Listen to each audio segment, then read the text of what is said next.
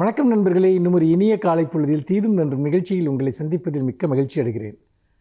இது கலைஞரனுடைய நூற்றாண்டு. கலைஞரனுடைய வாழ்வையும் வரலாற்றையும் ஒவ்வொரு தினமும் இந்த நிகழ்ச்சியில் நாம் பேசி வருகிறோம். முக்கியமாக கலைஞர் சந்தித்த அரசியல் சவால்கள், வெற்றியிலும் தோல்வியிலும் தமிழ்நலத்திற்காக அவர் அளித்த அர்ப்பணிப்பு மிக்க பங்களிப்புகள், ஜனநாயகத்திற்காக அவர் நடத்திய இடையறாத போராட்டம், கட்சியை காப்பாற்றுவதற்காக அவர் செய்த தியாகங்கள், இதையெல்லாம் நாம் ஒவ்வொரு நாளும் மிக விரிவான வரலாற்று சான்றுகளோடு பேசி வருகிறோம்.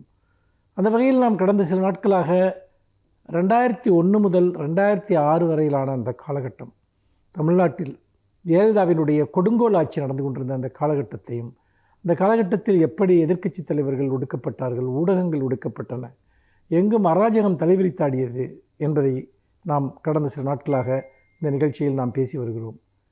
அந்த வகையில் அன்றைய காலகட்டத்தில் ஒன்றிய அரசில், வாஜ்பாய் தலைமையிலான ஒன்றிய அரசில் அன்றைக்கு திமுக அங்கம் வகித்தது என்பதும் நமக்கு தெரியும். அது தொடர்பான சில விமர்சனங்கள் கூட முன்வைக்கப்பட்டன.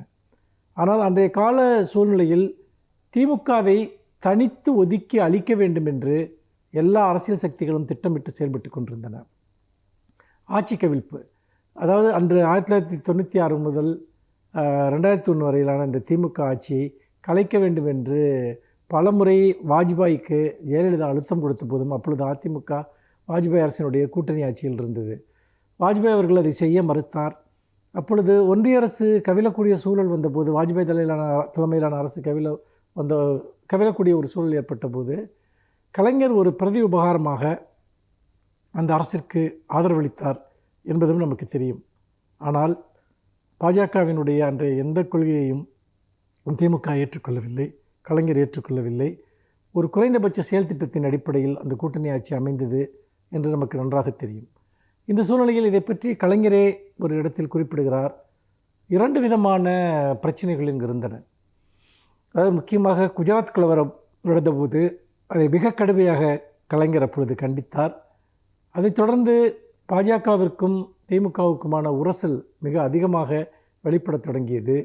கலைஞர் ஒரு இடத்திலே குறிப்பிடுகிறார், ஒருபுறம் ஜெயலலிதாவினுடைய அராஜக ஆட்சி, இன்னொரு புறம் பாஜகவினுடைய மதவெறி ஆட்சி. இந்த மதவெறியர்கள், இங்கே இருக்கக்கூடிய அராஜகம், இது இரண்டையும் நாம் ஒருபோதும் சகித்து கொள்ள முடியாது என்று சொன்ன கலைஞர், அதே சமயத்தில் தமிழ்நாட்டில் ஒரு அராஜக ஆட்சிக்கு எதிராக ஒரு குறைந்தபட்ச பாதுகாப்பு தேவைப்படுகிறது என்பதையும் வலியுறுத்தினார். இதுதான் நடைமுறையில் கலைஞர் அவர்கள் எப்படி அரசியலை பார்த்தார் என்பதற்கான ஒரு உதாரணம். ஆனால் தொடர்ச்சியாக இந்தியாவில் நடந்து கொண்டிருந்த பல சம்பவங்கள் என்பது அன்றைக்கு பாஜக அரசுடனான உறவை முறித்து கொள்ள வேண்டிய இடத்திற்கு திமுகவை கொண்டு சென்றது. முக்கியமாக முரசொலி மாறன் அவர்கள் 2003ஆம் ஆண்டு நவம்பர் மாதம் அவர்கள் மரணமடைகிறார். அது திராவிட முன்னேற்றக் கழகத்திற்கும் தலைவர் கலைஞர் அவர்களுக்கும் ஒரு மிகப்பெரிய இழப்பாக அந்த மரணம் இருக்கிறது. அதைத் தொடர்ந்து 2003ஆம் ஆண்டு டிசம்பரில் பாஜகவுடனான உறவை முறித்து கொள்வதாக திமுக அறிவித்தது. அன்றைக்கு டிஆர் பாலு அவர்களும் ஆராசா அவர்களும் தங்களுடைய ராஜினாமா கடிதத்தை கொண்டு போய் ஒப்படைக்கிறார்கள். அப்பொழுது இந்திய அரசியலில் ஒரு புதிய அத்தியாயம் அப்பொழுது தொடங்குகிறது.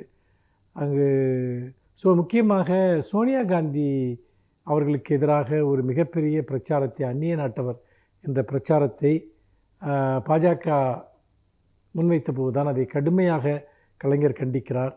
அது உண்மையிலேயே ஒரு குறுகிய தேசிய வெறியினுடைய ஒரு அடையாளம் என்பதையும் கலைஞர் அப்பொழுது சுட்டிக்காட்டினார். இந்த பிரச்சனைகளை எல்லாம் ஒட்டி அன்றைக்கு உறவு முறிகிறது. இந்திய அரசியலில் அடுத்தடுத்து நடந்த சம்பவங்கள் என்ன? வரும் நாட்களில் நாம் அதை பற்றி பேசலாம். மீண்டும் இன்னும் ஒரு புதிய சிந்தனையோடு உங்களை சந்திக்கிறேன். நன்றி, வணக்கம்.